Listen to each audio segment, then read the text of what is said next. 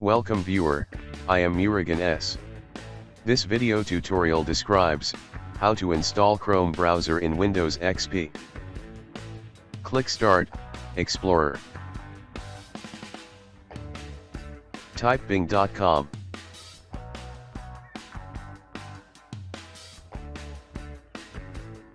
Type Chrome download.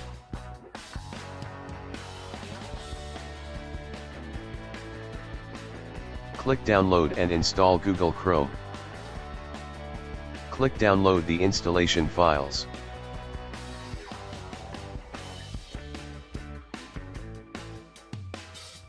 Click Download Chrome.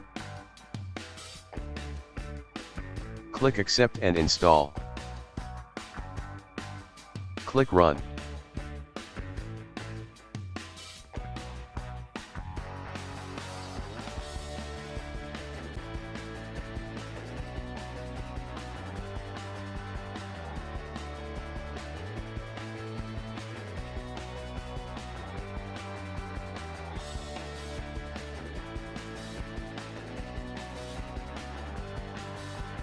Thanks for watching. I hope this video tutorial helps to solve the problem. Please like, share and don't forget to subscribe my channel.